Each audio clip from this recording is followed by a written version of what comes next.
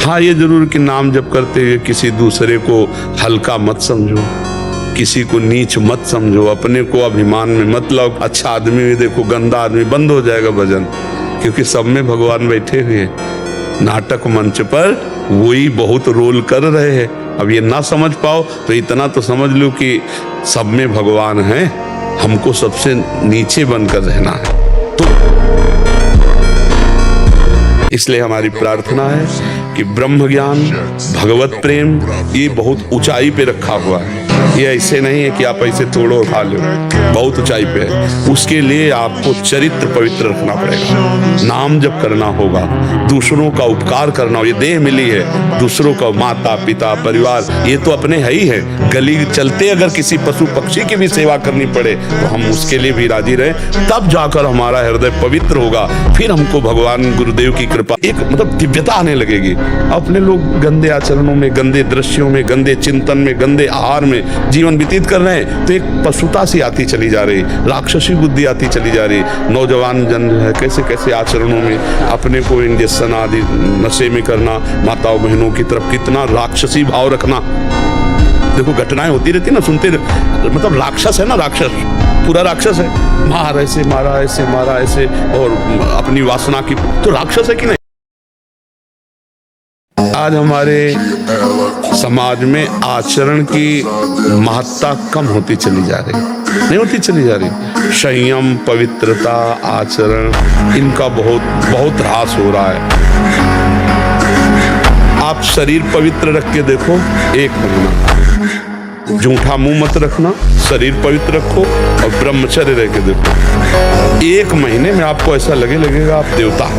तो भैया 11 वर्ष की अवस्था से घर से निकले थे भगवत कृपा से, और अभी आप जो अवस्था देख रहे हैं कुछ दिन की है। ये जो आप देख रहे हैं भीड़ और भड़ाके, सब माया का जो लीला विलास है भगवान का, कुछ दिन देख रहे हैं, पूरा जीवन हो गया जलते हुए। और इस जलन में जो आनंद मिला हम तुम्हें कैसे बताएं, उसी आनंद को आप श्रवण कर रहे हो। ऐसा ना समझे कि ये हम केवल बोल ही रहे हैं, इसको सहा नहीं गया पूरी जीवन।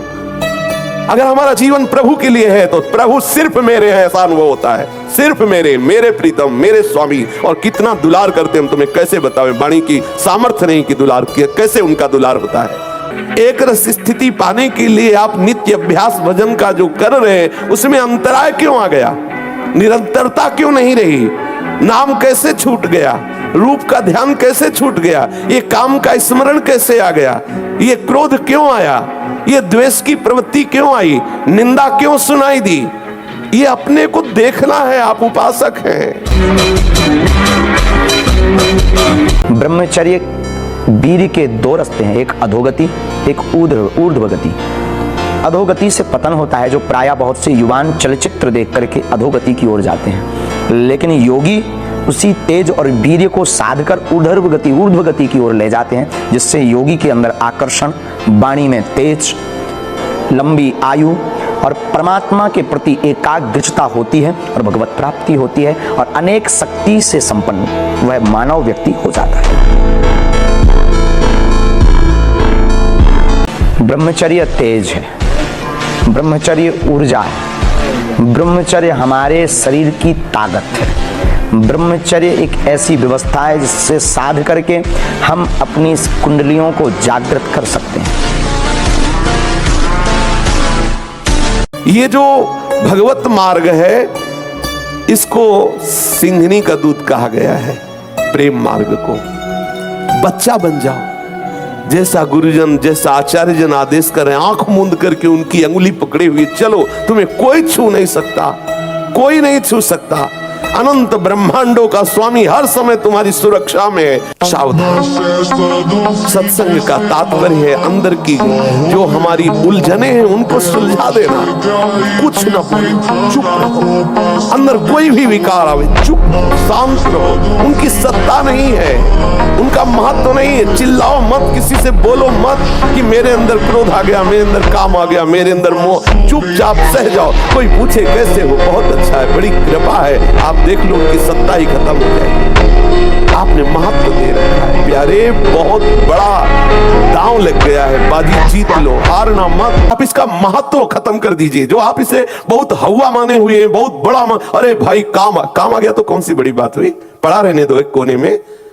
ये अनित्यास्तितिक्षस्व भारत, ये नाशवान वृत्ति आई है, एक क्षण में नष्ट हो जाएगी। अगर उसका चिंतन किया, उसका महत्व दिया, उसको चेष्टा की, उसके सुख की तरफ आकर्षित हुए तो खत्म, फिर आपका परमार्थ खत्म, फिर उसी का चिंतन करते रहो, नवीन नवीन भोगों के संकल्प बनते रहेंगे। सावधान, ये सत्संग केवल मनोरंजन नहीं हो रहा, सावधान। ये परमार्थ का पथ केवल ऐसा नहीं है कि केवल वाग विनोद या केवल ऐसे मन का विनोद है। मन को मारना, हर इंद्री के वेग को सह जाना, तभी हमारा गोविंद उसके अधीन हो जाता है। ऐसे तेजह रूप प्रभु का सार है नाम।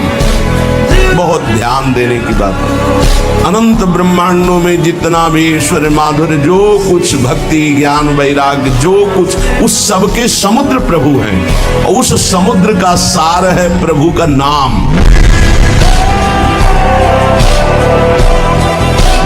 जब गुरुदेव की कृपा होती तो तेजह पुंज स्वरूप नाम में प्रीति होने लगी। नाम राधा राधा राधा राधा वल्लभ श्री हरि।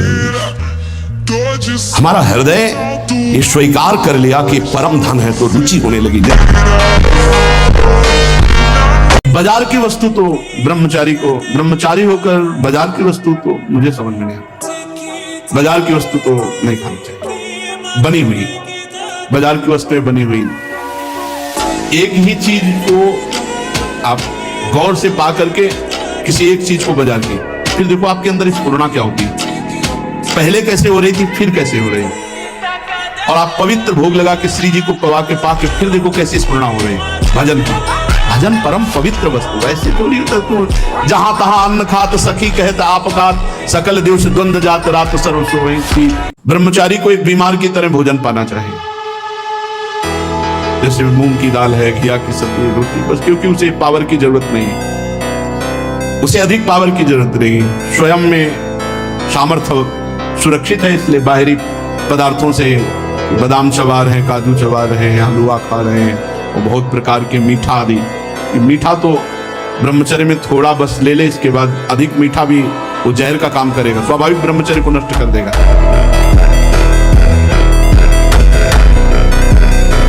चित्र मन का खेल। हमें ऐसा कोई रिश्ता नाता, कोई संबंध जो हमारे ब्रह्मचर्य को नष्ट कर रहा है, दूरी बनानी चाहिए। और भोजन का ब्रह्मचर्य पर बहुत बड़ा प्रभाव है।